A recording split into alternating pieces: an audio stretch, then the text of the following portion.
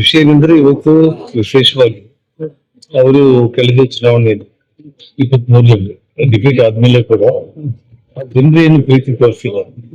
ಆ ಪ್ರೀತಿಗೆ ಮತ್ತೆ ವಿಶೇಷವಾಗಿ ಮಹಿಳೆಯರು ಯಾವ ಏರಿಯಾದಲ್ಲಿ ಹೋದ್ರು ಕೂಡ ಅವ್ರ ಜೊತೆ ದೊಡ್ಡ ಸಂಖ್ಯೆಯಲ್ಲಿ ಬಂದು ಅವ್ರಿಗೆ ಬೆಂಬಲ ಕೊಟ್ಟಿದ್ರು. ಅದು ಎಲ್ಲಿ ಕೂಡ ಕೊರತೆ ಆಗ್ಬಾರ್ದು ಅಂತ ಹೇಳಿ ನಿರಂತರ ಸಂಬಂಧಗಳು ಇರಬೇಕು. ಒಂದು ಎರಡನೇದು ಅವರು ಸ್ವಾವಲಂಬಿಗಳಾಗಿ ಬದುಕೋದಿಕ್ಕೆ ಈ ನಾರಿ ಜೀವನ ಕರೆಕ್ಟ್. ಈಗಾಗಲೇ 1000 ಮಂದಿ ಮಹಿಳೆಯರು ತಾವು ನೋಡ್ತಾ ಇರ್ತಾರೆ. ತಿಂಗಳಿಗೆ 25,000 50,000 1 ಲಕ್ಷ ಕೂಡ ದುಡಿಯುವಂತ ಮಟ್ಟಕ್ಕೆ ಅವರು ಆ ಏರಿಯಾಗಳಿಗೆ ಅನುಗುಣವಾಗಿ ರೀಚ್ ಆಗಿದೆ. ಸೊ ಆ ಕಾರಣಕ್ಕೆ ನಾರಿ ಜೀವನ ಪ್ರಾರಂಭ ಮಾಡಿರುವಂತದ್ದು. ನಿಮಗೆ ಡಿಲಿಮಿಟೇಷನ್ಸ್ ಈ ತಿಂಗಳು ಆಗುತ್ತೆ. ಯಾಕಂದ್ರೆ ಪಕ್ಷಕ್ಕೆ ಬೆಂಬಲ ದೊಡ್ಡ ಪ್ರಮಾಣದಲ್ಲಿ ಇವತ್ತು TMC ಸಂಸದರು ಬಿಜೆಪಿಗೆ ಬೆಂಬಲ ಕೊಟ್ಟಿರುವಂತದ್ದು. ಮುಂದೆ ಬರುವ ದಿನಗಳಲ್ಲಿ ಸುಮಾರು ಇಂಡಿ ಕೊಟ್ಟಿದ್ದು ಬಹಳಷ್ಟು ಮಂದಿ ಹೊರಗಡೆ ಬಂದು ಇವತ್ತು ಸಪೋರ್ಟ್ ಮಾಡುವಂತ ಈ ವಾತಾವರಣದಲ್ಲಿ ಡಿಲಿಮಿಟೇಷನ್ಸ್ ಇದೆಲ್ಲದನ್ನು ಕೂಡ ನೋಡ್ಕೊಂಡು ಪಕ್ಷದ ನಿರ್ಧಾರ ಏನಾಗುತ್ತೆ ಅದ್ರ ಮೇಲೆ ಅವರು ಚುನಾವಣೆ ಎತ್ಕೊಳ್ಳೋದ್ರ ಬಗ್ಗೆ ತೀರ್ಮಾನ ಆಗುತ್ತೆ. ಸರ್, ಇದು ಒಂದು ಚರ್ಚೆ ಆಗ್ತಾ ಇದೆ ಸರ್ ನಿಮ್ಮ ಕಾರ್ಯಕರ್ತರಲ್ಲಿ. ಜನಾರ್ದನ್ ರೆಡ್ಡಿ ಅವರು 2028ಕ್ಕೆ ಬಳ್ಳಾರಿ ರಾಜಕಾರಣ ಆದ್ರೂ ಬಳ್ಳಾರಿ ನಗರ ಕ್ಷೇತ್ರವನ್ನು ಕಂಟೆಸ್ಟ್ ಮಾಡ್ತಾರೆ ಇವರು.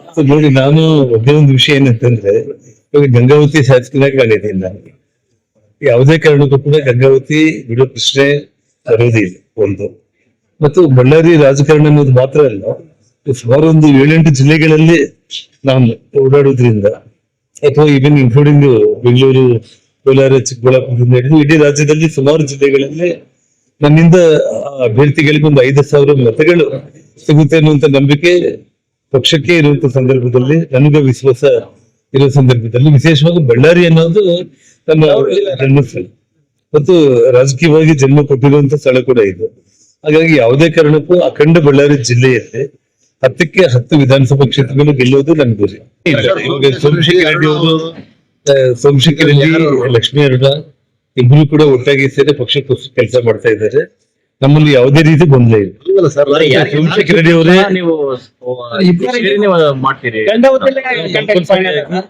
ಇವತ್ತು ಸೋಮಶೇಖರ್ ರೆಡ್ಡಿ ಅವ್ರಿಗೋಸ್ಕರ ಲಕ್ಷ್ಮೀ ಅರುಣ ಅವರು ದುಡಿತಾರೆ.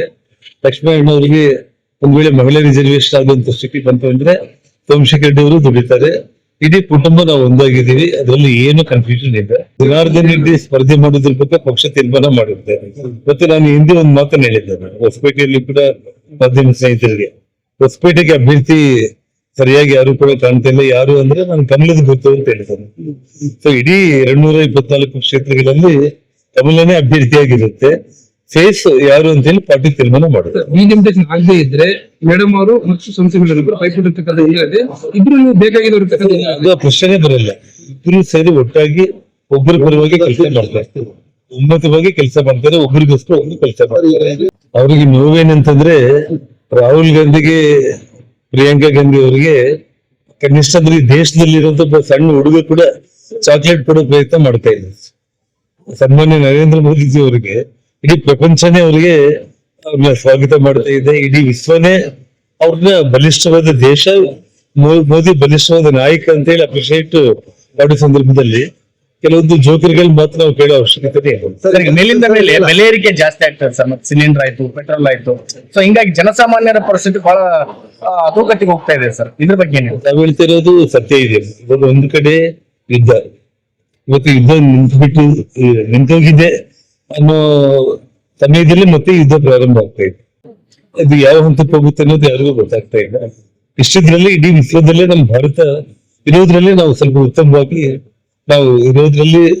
ಇದ್ದೀವಿ ಅಂತ ನಾನು ಭಾವಿಸ್ತೇನೆ. ಬಿಜೆಪಿ ರಾಜ್ಯಾಧ್ಯಕ್ಷರ ವಿಚಾರದಲ್ಲಿ ಸಾಕಷ್ಟು ಚರ್ಚೆ ಆಗ್ತಾ ಇದೆ ಸರ್. ವಿಜೇಂದ್ರ ಅವ್ರ ಬದಲಾಗಿ ಬೇರೆಯವ್ರನ್ನ ಆಯ್ಕೆ ಮಾಡ್ತಾರೆ ಅನ್ನುವಂತ ಚರ್ಚೆ ನಡೀತಾ ಇದೆ. ವಿಷಯ ಏನಂತಂದ್ರೆ ಪಕ್ಷ ಏನ್ ತೀರ್ಮಾನ ಮಾಡುತ್ತೆ ಅದಕ್ಕೆ ನಾವು ಬದ್ಧವಾಗಿರ್ತೀವಿ.